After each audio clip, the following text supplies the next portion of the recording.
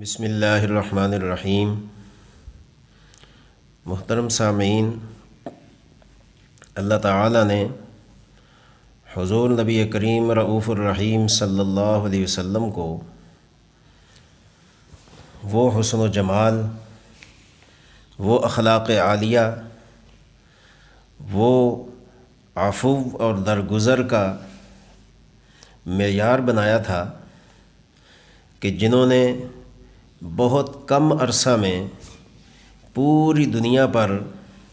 اللہ تعالیٰ کی توحید کا انقلاب برپا کر دیا۔ تو آج ہم امتی ہونے کے ناطے ہر کوئی اپنی زبان میں نبی اکرم صلی اللہ علیہ وسلم کی تعریف کر رہا ہے، اور یہ تعریف ہوتی رہے گی، اور اس تعریف کا کوئی اختتام نہیں ہے۔ جتنی اللہ تعالیٰ نے زبانیں بنائی ہیں وہ اللہ تعالیٰ ہی جانتا ہے، اور کتنے لوگ کس انداز میں آپ کی تعریف کر رہے ہیں اس کا کوئی اندازہ نہیں لگا سکتا۔ ہماری اور آپ کی تعریف کس کھاتے میں جائے گی جب کہ اللہ رب العزت خود اپنے قرآن میں ان کی تعریف بیان فرما رہے۔ اللہ تعالیٰ نے رسول اللہ صلی اللہ علیہ وسلم کا ہر عمل اور آپ کی زندگی کا نمونہ قرآن کریم کے اندر سمو دیا، اور صحابہ کرام علیہم الرضوان نے آپ صلی اللہ علیہ وسلم کی زندگی کا جو لب لباب تھا، جو خلاصہ تھا، وہ احادیث طیبہ میں گویا کہ اس طریقے سے لکھ دیا ہے کہ وہ آب زر سے بھی زیادہ قیمتی ہے۔ تو یہاں اللہ تبارک و تعالیٰ نے جا بجا قرآن کریم کے اندر اپنے حبیب صلی اللہ علیہ وسلم کی تعریف فرمائی ہے۔ کہیں اللہ تعالیٰ نے ارشاد فرمایا محمد الرسول اللہ والذین معہ، اور کہیں اللہ تعالیٰ نے فرمایا هو الذی ارسل رسولہ بالہدی ودین الحق، اور کہیں اللہ تعالیٰ نے فرمایا طٰہٰ ما انزلنا الیک القرآن لتشقی، کہیں اللہ تبارک و تعالیٰ نے فرمایا یاسین والقرآن الحکیم، اور کہیں اللہ تبارک و تعالیٰ نے فرمایا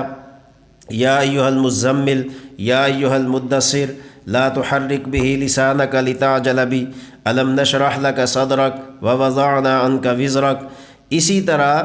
اللہ تبارک و تعالیٰ نے قرآن کریم کے اندر، میں نے تو چند آیات آپ کے سامنے ذکر کی ہیں، لیکن قرآن کریم اگر حدیث کے آئینے میں دیکھا جائے تو ایک شخص نے رسول اللہ صلی اللہ علیہ وسلم کے بارے میں ام المومنین سیدہ عائشہ طیبہ سلام اللہ علیہا کی خدمت میں عرض کی کہ اے ام المومنین، ہمیں رسول اللہ صلی اللہ علیہ وسلم کے اخلاق کے بارے میں ارشاد فرمائیے۔ تو ام المومنین فرماتی ہیں کہ آپ نے قرآن نہیں پڑھا؟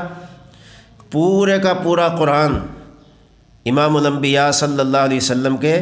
اخلاق پر مشتمل ہے۔ تو بہرحال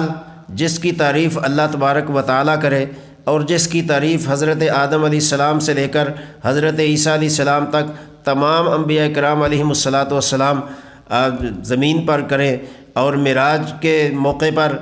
بیت المقدس میں ہر نبی نے آپ کی موجودگی میں آپ کی تعریف فرمائی، اور جس کی تعریف جبریل امین کرے، اور جس کی تعریف کے لیے فرشتے مقرر ہوں، اور جس کے آج بھی روضہ اقدس پر 70,000 فرشتے صبح سے لے کر شام تک، شام سے لے کر صبح تک درود و سلام کے نذرانے پیش کرے، اس نبی کی تعریف ہم جیسی گناہ گار زبان کیا کر سکتی ہے؟ ہم تو اس تعریف کے کروڑویں اربوں کھربوں حصہ بھی نہیں بن سکتے، لیکن ان کی تعریف اگر ہم نہ کریں تو ان کی تعریف میں فرق نہیں پڑے گا، ان کے کردار اور شریعت میں فرق نہیں پڑے گا، اور ان کی کسی شان میں فرق نہیں پڑے گا، لیکن ہمیں ضرور فرق پڑے گا کہ اگر ہم ان کی تعریف سے قاصر رہے اور ان کی تعریف سے دور رہے اور ان کو اپنی زندگی کا نمونہ نہ بنایا تو ہمارے لیے بڑی خسارے کی بات ہے۔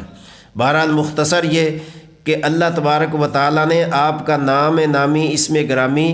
محمد اور احمد رکھا، اور یہ دونوں نام قرآن کریم کے اندر موجود ہیں۔ ایک جگہ فرمایا محمد الرسول اللہ اور دوسری جگہ فرمایا وَمُبَشِّرًا بِرَسُولٍ يَأْتِي مِن بَعْدِ اسْمُهُ احمد۔ یہ دونوں نام اللہ تعالیٰ نے قرآن کی زینت بنائے، اور اس کے علاوہ آپ کے صفاتی نام تقریباً 100 کے قریب ہیں۔ تو معلوم ہوا کہ یہ جو نبی اللہ تعالیٰ نے ہمیں عطا کیا ہے، اس کی تعریف صرف انسان ہی نہیں، جنات، فرشتے اور حجر شجر اور ہوا اور فضا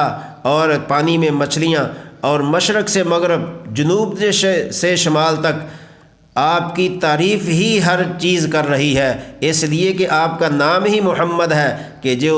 تعریف کے قابل ہو، آپ کا نام ہی احمد ہے کہ جس کی تعریف کرتے کرتے دنیا تھک جائے، انسان تھک جائیں، ہر چیز تھک جائے، مگر ان کی تعریف مکمل نہیں ہونے والی۔ تو اس لیے آپ صلی اللہ علیہ وسلم کی تعریف جو ہے وہ ہماری زبانوں کی زینت بننی چاہیے، اس لیے کہ آپ تعریف کے قابل ہیں، اللہ نے آپ کو صاحب تعریف بنایا ہے۔ تو جتنی بھی آپ کی تعریف ہو سکے اس میں ہمیں بخل سے کام نہیں لینا چاہیے۔ جو لوگ اس تعریف سے قاصر ہیں، جو لوگ اس تعریف کرنے سے اور آپ کے کردار سے ناواقف ہیں، ان کو اپنی زندگی پر غور کرنا چاہیے اور ان کو صلی اللہ علیہ وسلم کی تعریف کے اندر کردار ادا کرنا چاہیے۔ دنیا میں جتنے بڑے بڑے لوگ آئے ہیں ان سب کو ایک طرف رکھ دیں، لیکن رسول اللہ صلی اللہ علیہ وسلم سے بڑھ کر دنیا میں نہ کوئی انسان آیا ہے، نہ آئے گا اور نہ آ سکتا ہے، اور نہ اللہ تبارک و تعالیٰ نے یہ فیصلہ کیا ہے کہ ان کے مقابلے میں کوئی انسان آئے۔ تو لہٰذا آپ صلی اللہ علیہ وسلم کی تعریف کرنے سے ہمارے ایمان کو فائدہ ہوگا، ہمیں آخرت میں فائدہ ملے گا، ہمیں قبر حشر کی زندگی آسان ہوگی اور ہمارے لیے وہ باعث نجات ہوگا۔ لیکن خدا نخواستہ اگر اس تعریف سے ہم قاصر رہے تو ہمارے لیے دنیا اور آخرت میں بہت بڑے نقصان کا سودا ہے، بہت بڑے گھاٹے کا سودا ہے۔ اس لیے میں تمام انسان عالم کو یہ پیغام دینا چاہتا ہوں کہ آپ صلی اللہ علیہ وسلم کی تعریف چاہے ربیع الاول ہو یا نہ ہو، چاہے آپ کی آمد کے ایام ہوں یا نہ ہوں، لیکن مسلمان کی زبان پر آپ کی تعریف سے زبان رطب اللسان ہونی چاہیے۔ اللہ تعالیٰ نے یہی تو قرآن کریم نے فرمایا وَأَطِيعُوا اللَّهَ وَأَطِيعُوا الرَّسُولَ، جس نے اللہ کا نام لیا اس نے نبی کا نام لیا، اور جس نے نبی کا نام لیا اس نے اللہ کا نام لیا، جس نے اللہ کا ذکر کیا اس نے نبی کا ذکر کیا، جس نے نبی کا ذکر کیا اس نے اللہ کا ذکر کیا۔ لیکن یاد رکھو جن کا ایمان نہیں ہے آپ صلی اللہ علیہ وسلم پر، وہ صرف اللہ کو یاد کرتے ہیں، ان کے ذکر میں مصطفیٰ صلی اللہ علیہ وسلم کا ذکر شامل نہیں ہوگا جب تک کہ وہ کلمہ پڑھ کے مسلمان نہیں ہو جائیں گے۔ تو میری یہ گزارش ہے کہ تمام انسانوں کو کہ ربیع الاول کے حوالے سے ہم اپنے ایمان کی تجدید کریں، ہم اپنے ایمان کو چار چاند لگائیں، ہم اپنے ایمان کے لیے فکر مند ہوں کہ نبی اکرم صلی اللہ علیہ وسلم کو جو اللہ تعالیٰ نے ایک ضابطہ حیات، ایک نمونہ بنا کر ہمارے لیے مبعوث فرمایا ہے، ہم ان پر مکمل ایمان کے ساتھ ان کے جتنے بھی 24 گھنٹے میں طریقے ہیں، ان کے جو اسوہ حسنہ ہے، ہم اس کو اپنی زندگیوں میں لائیں۔ اللہ